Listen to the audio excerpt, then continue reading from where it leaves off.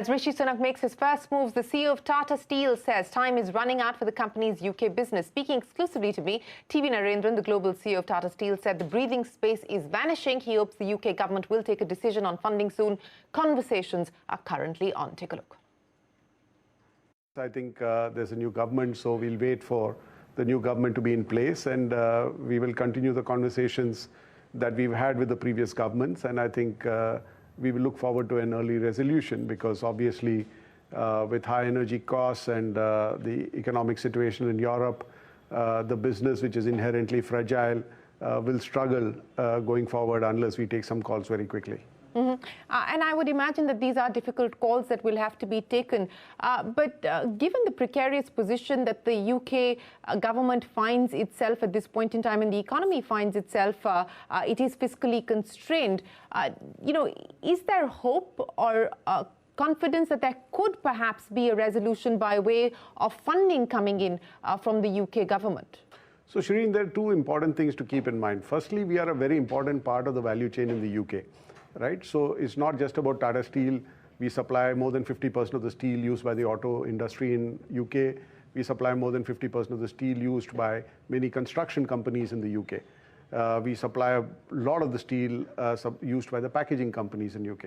So we are a very important part of the value chain in UK, and hence there should be an interest in beyond Tata Steel's interests, right? So that is one part. The second part is, if you look at governments across Europe, governments are supporting industry in this transition to a greener future, right? This transition cannot be done without government support. So there is policy support, which is coming in Europe, and hopefully UK will also have the same policy support. The second part is the government support for the expenditure that you need to incur to transition into a greener future. And our submission to the government has also been that what we have submitted is a business plan which can help Tata Steel transition into a greener future, but obviously it can't be done without support from the government. So I think that's where we are. I think so there is, from our point of view, there is enough logic, but obviously the government has to see the logic from their perspective as well. And of course, we are a very important part of the Welsh economy. We are one of the biggest employers in the UK. And it's not just the direct jobs that we create, it's the indirect jobs. And typically in the steel industry, for every steel industry job, there are 4 to 5 indirect jobs which are created. Yes, you talked about the employment generated on account of the business that you run, and of course the value chain implications as well. But as part of this business plan that you have submitted, and given the current predicament that the business finds itself in, what is the kind of financial support that you expect from the UK government to be able to turn this around? No, I don't want to get into specifics of that, but generally the ask from most steel companies to their governments across Europe is at least 50% of the capex that needs to be spent needs to be supported by the government.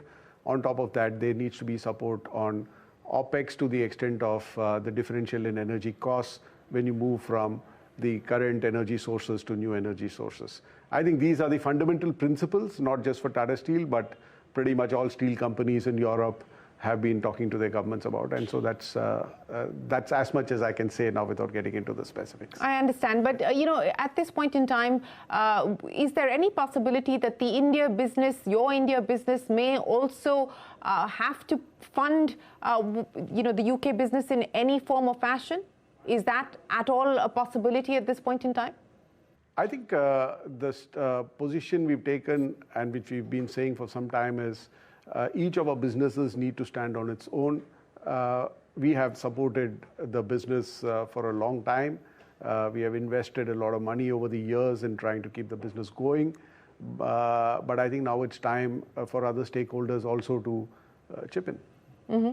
And I understand that you are still in the process of negotiations and conversations, and there is a new government. But is there any indication of when a decision is likely to be taken on this front? How much runway do you have at this point in time as far as the business is concerned?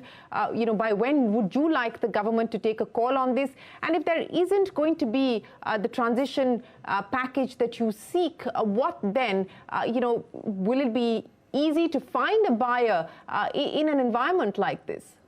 So, Shereen, obviously the time available is depleting by the day because we had a year when the steel prices were good, the spreads were good, the business could stand on its own.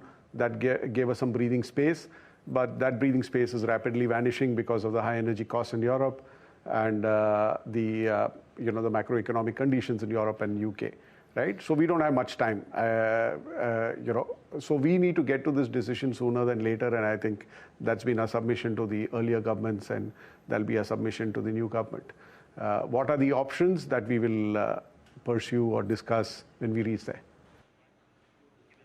Well, that is the global CEO of Tata Steel, V Narendran, saying time is running out as far as its UK business is concerned, hoping that they can arrive at a resolution with the UK government as far as funding is concerned.